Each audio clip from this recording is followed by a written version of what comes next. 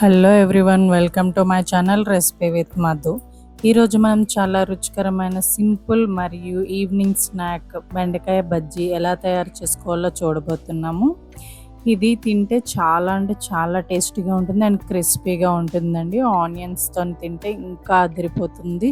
So skip చేయకుండా ending వరకు చూడండి. రెసిపీ విత్ మధు ఛానల్ని సబ్స్క్రైబ్ చేసుకోండి. ఇప్పుడు ముందుగా మనం బెండకాయలు అనేవి తీసుకొని బాగా వాష్ చేసి క్లాత్తో బాగా తుడుచుకొని ఇలా పక్కన పెట్టుకోవాలండి. ఇప్పుడు ముందుగా ఒక బౌల్ తీసుకొని అందులోకి శనగపిండిని అయితే తీసుకోవాలి. ఇక్కడ ఒక కప్పు శనగపిండిని మెజర్ చేసుకొని తీసుకోవచ్చు, లేదా మీకు ఎంత కావాలి అనేది కొంచెం అంచనా ఉంటే మాత్రం మీరు అది తీసుకోవచ్చు. సో అందులోకి ఇప్పుడు మనం ఫస్ట్ సాల్ట్ అనేది యాడ్ చేసుకుంటున్నాము.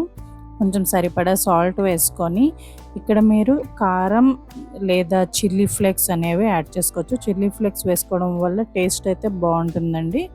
సో నేను ఇక్కడ చిల్లీ ఫ్లేక్స్ అయితే యాడ్ చేసుకుంటున్నాను. నెక్స్ట్ కొంచెం గరం మసాలా అండ్ కొంచెం ధనియాల పొడి, చిన్న వంట సోడా అనేది యాడ్ చేసుకుంటున్నాను.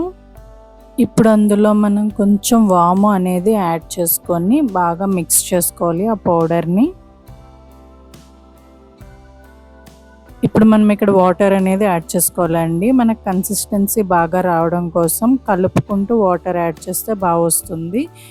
అలానే థిక్గా చేసుకోకూడదు అండ్ అలాగని పల్చగా కూడా చేసుకోకూడదు. మంచి కన్సిస్టెన్సీ వచ్చినంత వరకు మనకు బజ్జీలకి ఎలా ఉండాలో అంత కన్సిస్టెన్సీ వచ్చినంత వరకు వాటర్ వేస్తూ బాగా కలుపుకుంటూ ఉండాలి. చూసారు కదా, కన్సిస్టెన్సీ అనేది ఇలా ఉండాలి. ఇలా ఉన్న తర్వాత మనం బౌల్ అనేది పక్కన పెట్టుకోవాలి.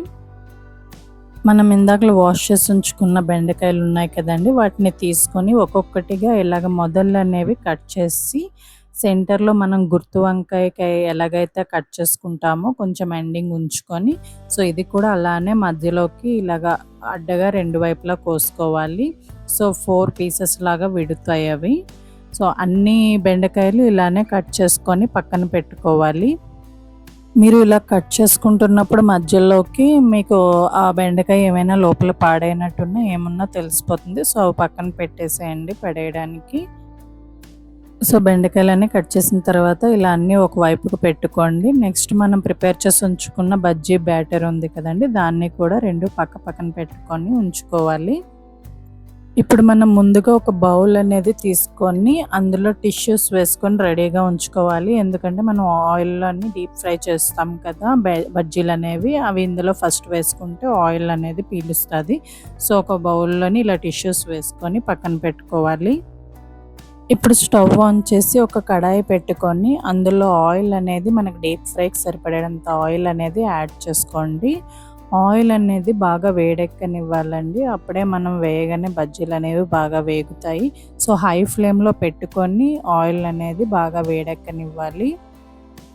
ఇక్కడ మనకు ఆయిల్ అనేది వేడెక్కిన తర్వాత బెండకాయని ఇలా తీసుకొని బ్యాటర్లో ముంచాలండి. ముంచేటప్పుడు మనం బ్యాటర్లోని బెండకాయ మధ్యకి ఇలా అని మధ్యలోకి బ్యాటర్ అనేది వెళ్ళేటట్టు ముంచి తీసి ఆయిల్లో అనేది వేసుకుంటాము.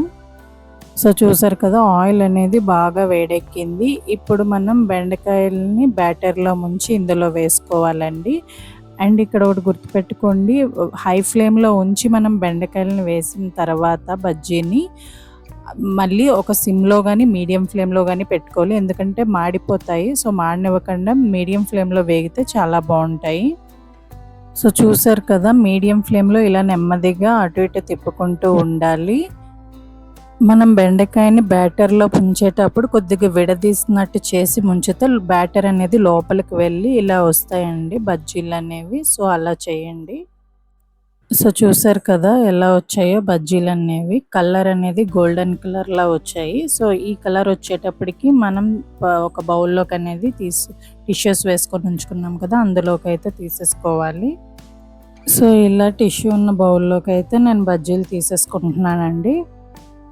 సో ఇలానే మిగతా బజ్జీలని కూడా మళ్ళీ కొంచెం హై ఫ్లేమ్లో ఆయిల్ అయితే పెట్టుకొని మళ్ళీ బ్యాటర్లో బెండకాయలు అనేవి బ్యాటర్లో ముంచి ఇందులో మనం బజ్జీలు అనేవి వేసుకోవాలి. వేసుకున్న తర్వాత మనం మళ్ళీ మీడియం ఫ్లేమ్లో అయితే పెట్టుకొని ఆ బజ్జీలని మీడియం ఫ్లేమ్లో ఫ్రై చేసుకుంటూ ఉండి మళ్ళీ ఆ బౌల్లోకి అయితే తీసేసుకుంటూ ఉండాలి. సో ఇదే ప్రాసెస్ని కంటిన్యూ చేయండి బెండకాయలన్నీ బజ్జీలు చేసేంత వరకుని. చూసారు కదా, ఇలా అన్ని బజ్జీలు 1 బై 1 టిష్యూస్ ఉన్న బౌల్లోకి తీసేసుకుంటున్నాము. ఆయిల్ అంతా పీల్చిన తర్వాత మనం వేరే దాంట్లోకి బజ్జీలు అనేవి తీసేసుకోవచ్చు. బజ్జీలన్నీ వేసుకోవడం అయిన తర్వాత ఒక ప్లేట్ అనేది తీసుకొని మనం బజ్జీలన్నిటిని దాంట్లోకి అయితే వేసుకోవాలి. చూసారు కదా ఎంత మంచి కలర్ ఉంది అండ్ ఎంత క్రిస్పీగా ఉంది అంటే సూపర్ ఉన్నాయండి బజ్జీలు అనేవి.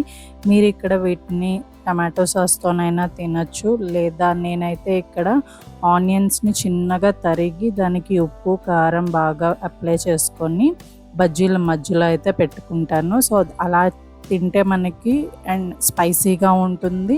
ఆ క్రిస్పీనెస్కి ఆ స్పైసీ తగిలితే సూపర్ ఉంటుందండి. సో చూసారు కదా, నేనైతే ఇక్కడ ఆనియన్స్తో ప్రిఫర్ చేశాను. ఆనియన్స్తో స్పైసీగా అండ్ క్రిస్పీగా తినచ్చు, సూపర్ ఉంటుంది టేస్ట్ కూడా. అంతేనండి, బెండకాయ బజ్జీ రెడీ అయిపోయినట్టే. మీకు ఈ వీడియో కనుక నచ్చినట్టయితే లైక్ చేయండి, షేర్ చేయండి అండ్ రెసిపీ విత్ మధు ఛానల్ని సబ్స్క్రైబ్ చేయడం మర్చిపోకండి. మళ్ళీ మరే రెసిపీతో మళ్ళీ కలుద్దాం. Thanks for watching.